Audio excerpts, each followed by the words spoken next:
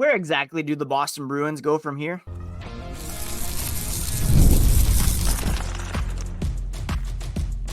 You're Locked On Bruins, your daily podcast on the Boston Bruins. Part of the Locked On Podcast Network, your team every day.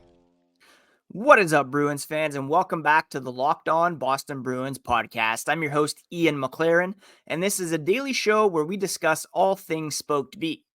Thank you so much for making Locked On Bruins part of your day every day. It's part of the Locked On Podcast Network, your team every day. And today's episode is brought to you by FanDuel.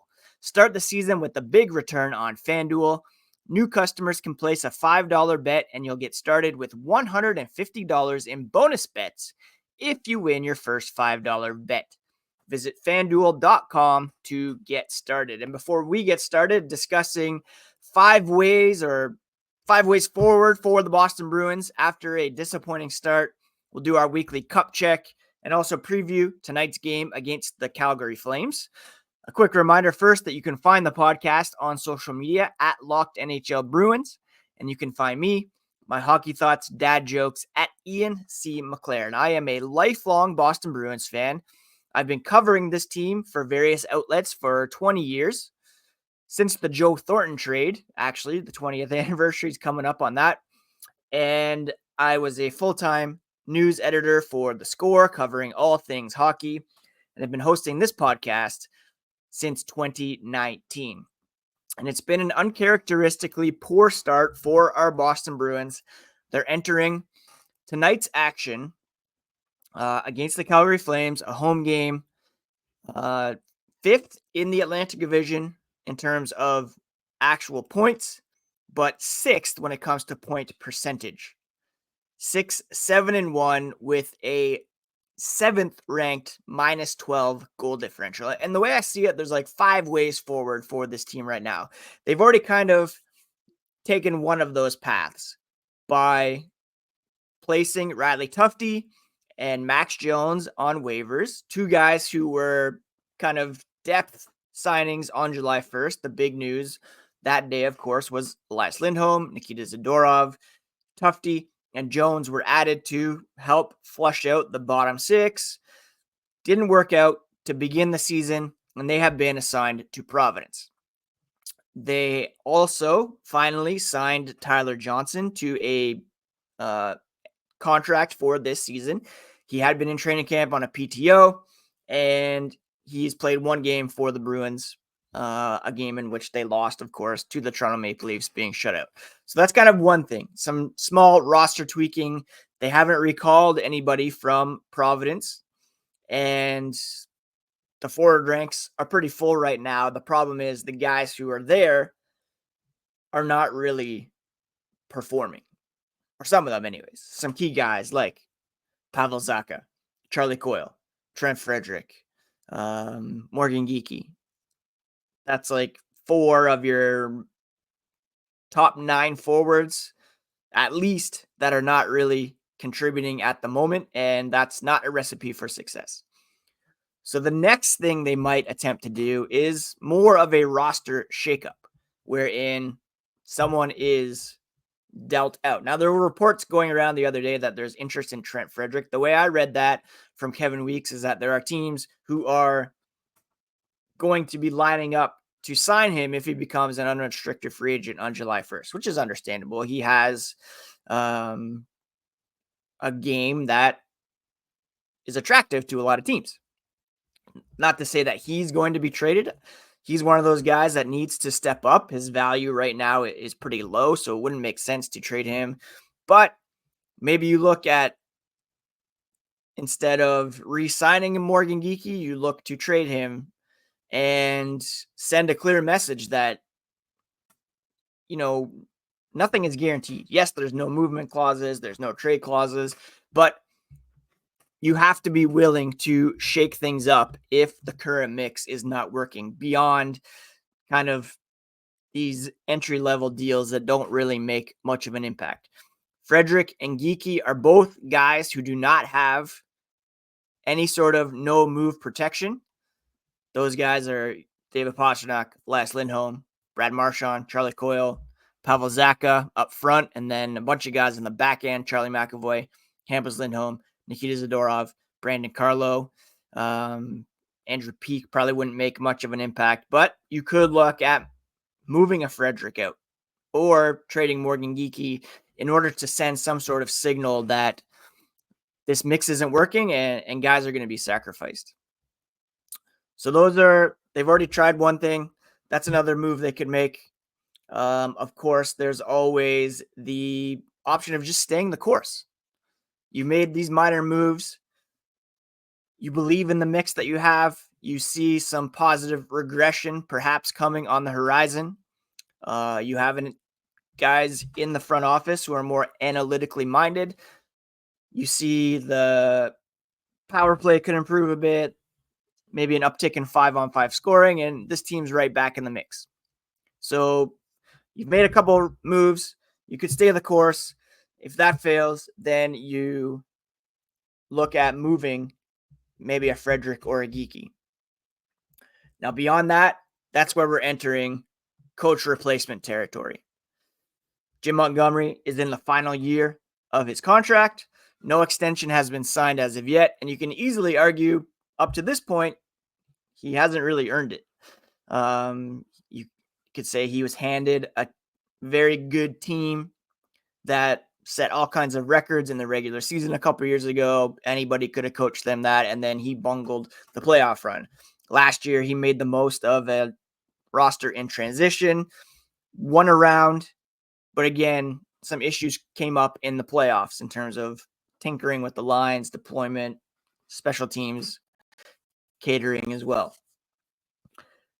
That's another easy thing, probably easier, let's be honest, than making a trade in today's NHL, especially early on this season. Firing the coach, the question is, who do you bring in? Is it a better option? Do you wait to see if maybe Mike Sullivan is let go in Pittsburgh and then bring him back?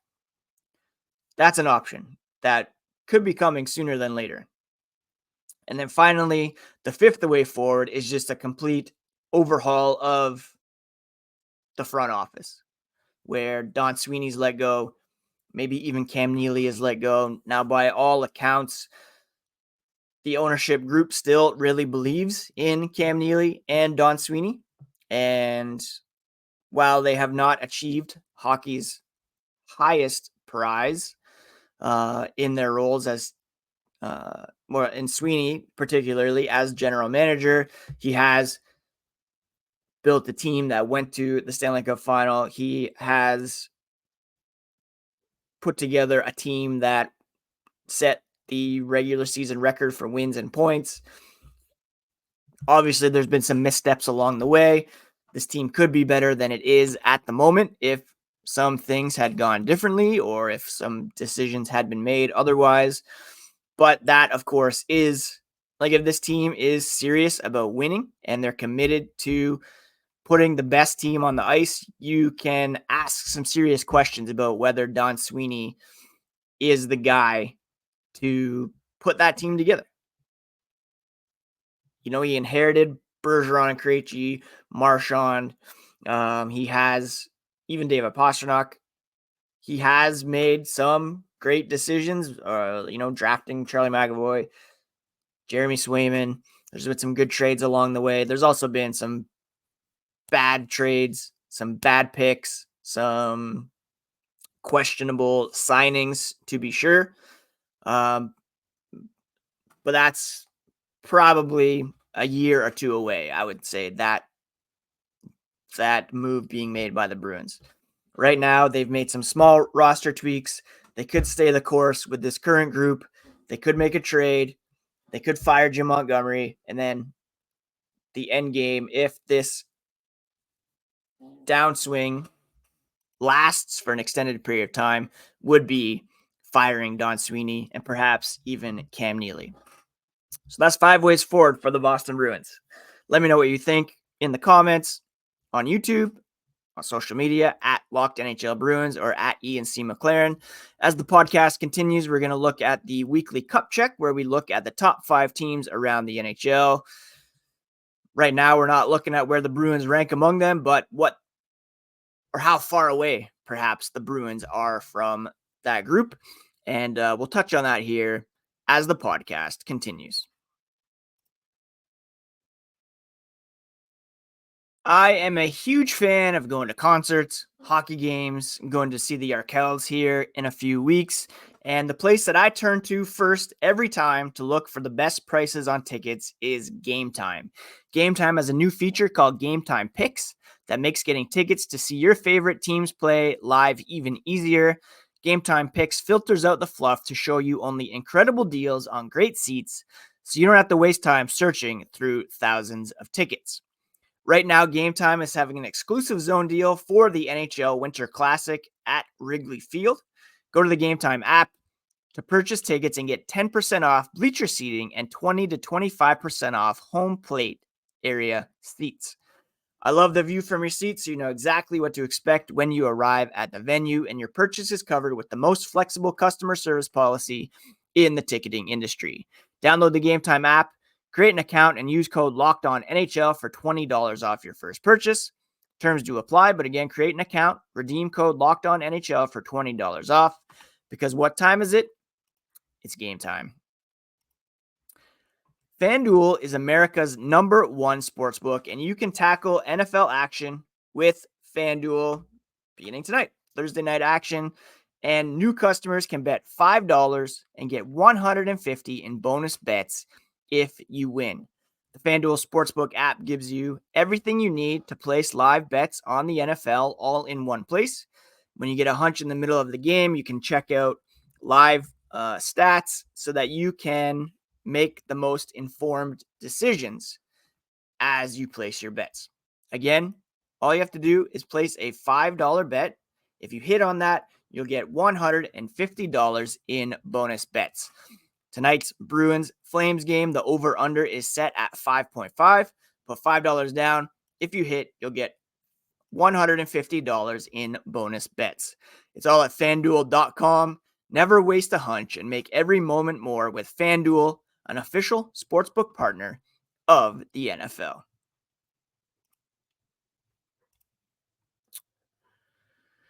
All right, Thursdays on Locked On Boston Bruins are traditionally the cup check, where we look at the top 5 teams and where the Bruins rank among them. Over the past several seasons, the Bruins have been either right in the mix or pretty darn close.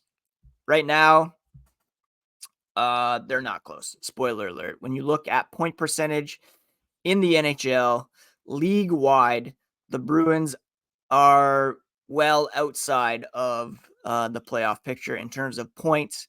They currently are 18th, and several teams below them in the standings have better point percentages, including the Columbus Blue Jackets, the Ottawa Senators. These are teams that could overtake them in the standings in the Eastern Conference. The top 5 teams by way of point percentage, very interesting, because 3 of those teams are in the Metropolitan Division at the moment.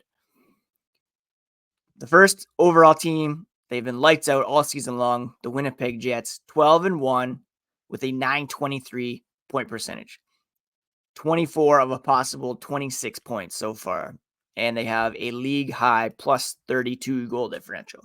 They are just on another level at the moment. Behind them is the Carolina Hurricanes. They're 9-2 through 11 games, an .818 point percentage with a plus 18 goal differential. In third place, you have the New York Rangers. They have a .773 point percentage, 8-2-1 through 11 games, 17 points, and a plus 20 goal differential. A surprise team in fourth right now, the Washington Capitals. They're 9-3 through 12 games, a .750 point percentage, a plus 14 goal differential. You look at the Capitals this time last year, they were very much in the same boat as the Bruins, seemingly on the downswing and barely squeaked into the playoffs and were completely annihilated by the Rangers in round 1. So there's hope for the Bruins that they can turn things around. And key to that is their best player being their best player in Alex Ovechkin at 39 years old. He's firing on all cylinders. we need to see that from David Pastrnak. And then in fifth, by way of point percentage, you have the Minnesota Wild. They're 8-2-2, a 750 point percentage, plus 9 goal differential. Now, when you look at the wild card situation right now, the Bruins are tied in points for the second wild card spot with the Detroit Red Wings, but the Red Wings have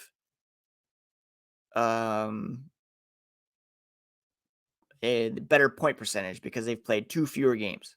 They're tied with the Bruins in points, but they've won 2 in a row, including last night, and they have a better point percentage. I mentioned the Rangers earlier, and they're actually in a wild card spot at the moment because the New Jersey Devils have 1 more point, but New Jersey's played 4 more games than the Rangers. So chances are they will catch up on them. In terms of point percentage in the East, the Bruins are above some of the very bad teams like Philadelphia, Montreal, Buffalo, Pittsburgh, and the Islanders. So there's still hope that they can turn things around. But right now, they are nowhere near the top 5 teams. Not even just the NHL, but in terms of the Eastern Conference as a whole. They're not even top 5 in the Atlantic Division if you go by point percentage. They're currently 6th right now at 464, and they have the second worst goal differential. And when you look at those, I talked earlier about staying the course. It's not as if the Bruins really have some strong underlying numbers to point to. In terms of shot differential at 5-on-5, they rank 22nd. Shot differential 5-on-5, they rank 21st. High danger opportunities 5-on-5, the Bruins rank 20th. And when it comes to expected goals at 5-on-5, and that's when you look at all the factors, shots, high danger chances, shot attempts, the Bruins rank 18th. So well outside the top 16 in all of these metrics. It doesn't help that their shooting percentage at 5-on-5 ranks 27th. So perhaps that will rebound. But again, part of the problem is the Bruins are taking so many penalties. It's taxing their penalty killing units. And when you have those guys expending all that energy to try to kill off those penalties, they are not as fresh to get back out there and compete at 5-on-5. So that's really something that needs to be curbed, is all of those penalties. The lack of discipline is really hurting this team, not just in terms of goals scored, but also just that extra energy that they are spending trying to kill those penalties. So that's the cup check at the moment. Winnipeg is your clear best team in the NHL right now. 5 points ahead of second place Vegas, Florida, LA, who are all tied at 19 points. But point percentage wise, it's Winnipeg, Carolina, the Rangers, Capitals, and Wild. If you're ranking by goal differential, it's Winnipeg, the Rangers, Vegas, Carolina, and Washington. So either way, it's going to be a tough road ahead for any Eastern Conference opponent. And that's with the Panthers, a 731 point percentage. Not good enough for the top 5, but obviously still a team to contend with. The opponent tonight for the Boston Bruins is the Calgary Flames, and we will preview that game here as the podcast continues.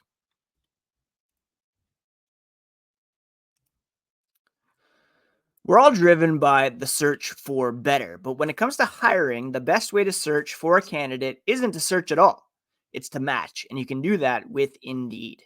Indeed doesn't help you just hire faster. 93% of employers agree Indeed delivers the highest quality matches compared to other job sites, according to recent Indeed survey.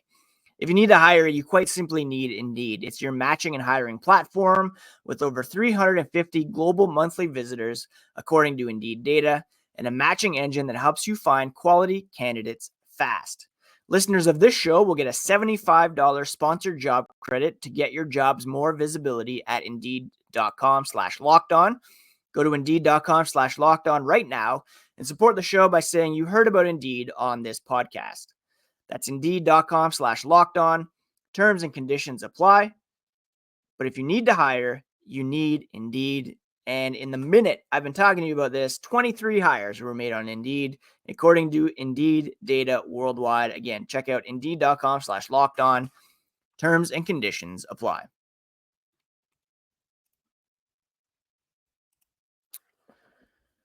Our Boston Bruins continue a run of Canadian opponents this week. They were shut out the other night by the Maple Leafs in Toronto. Tonight, they will host the Flames of Calgary, a team that is 7-5-1 to begin this season. And they are coming in to Boston, riding a one-game winning streak. They've won 2 of their past 3, a win over the New Jersey Devils in regulation, a loss to the rival Edmonton Oilers, and then an overtime win over Montreal. They are 4-5-1 over their past 10. Prior to the win against New Jersey, they had lost 4 in a row to strong teams that I just mentioned in the previous segment: Carolina, Winnipeg, Vegas. They also lost to Utah. Their top point getter over the past 5 games is Blake Coleman with 3 points. So the offense kind of struggling there for the Flames. Coleman has 2 goals. Kevin Ball leads the way with 2 assists over the past 5 games. For the Bruins, Marchand's pacing things over the past 5 with 4 points, 2 goals, 2 assists. David Pastrnak with 3 assists, although we'd like to see him, of course, generate some goal scoring. The Flames are led in scoring by Jonathan Huberdeau, their very highly paid player, who has only 8 points in 13 games. Actually, they're led in scoring by a defenseman, Rasmus Andersson, who's got 11 points in 13 games. Their offense overall ranks 19th in the NHL. They're scoring 2.85 goals per game. They're allowing 3.08 goals per game, which is good for 14th. The Bruins, not pretty right now. Their goals for per game ranks 27th. Goals allowed is 22nd. 2.43 scored per game, 3.29 allowed. Now, Calgary's penalty kill isn't very strong. That could be a bonus for the Bruins. That ranks 27th with a 72.1% success rate. Boston's penalty kill ranks 20th, 76.2%. In terms of power plays, Boston is converting 13.3% of their opportunities. They rank 29th. It's perhaps time to remove Charlie McAvoy from the top unit and try Lindholm or maybe even a Mason Lohrei.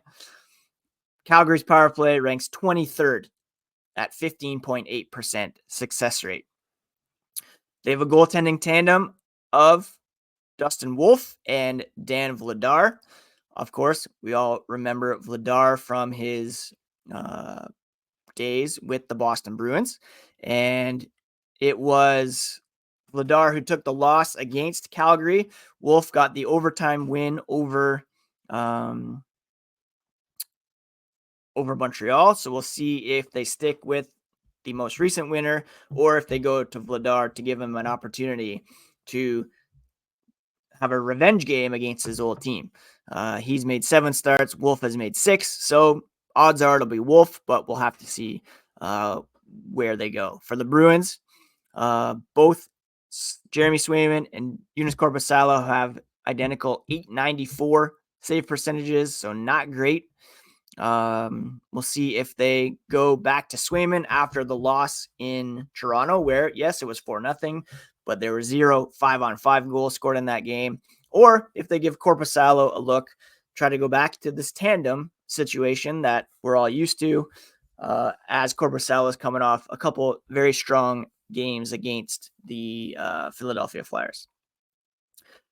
Face-offs are an area to watch here. The Flames are 30th ranked with a 45.5% success rate. Boston is 11th at 50.8.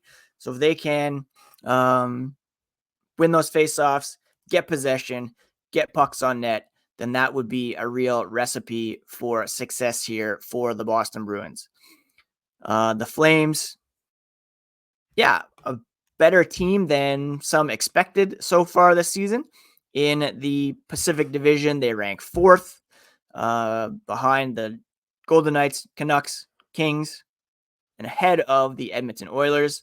They do have a negative goal differential like our Bruins, so this is a winnable game here. It's not one where the Bruins should be sitting back by any stretch of the imagination. They need to get out there. They need to assert themselves offensively, stay out of the penalty box, and see what happens here against the Flames.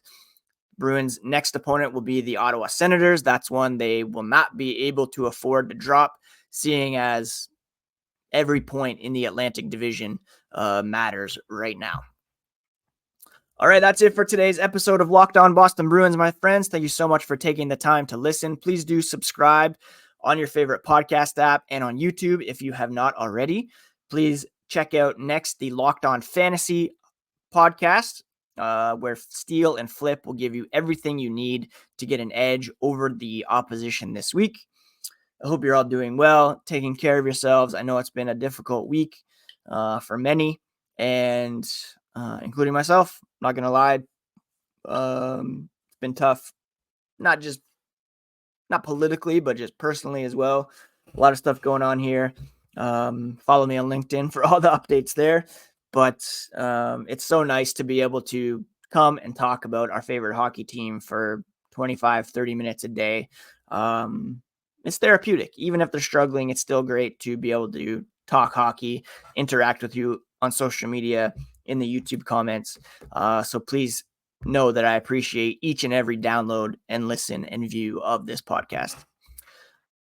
All right, take care of yourselves, friends. Take care of each other. We'll talk to you again here tomorrow on Locked On Boston Bruins, part of the Locked On Podcast Network, your favorite team every single day.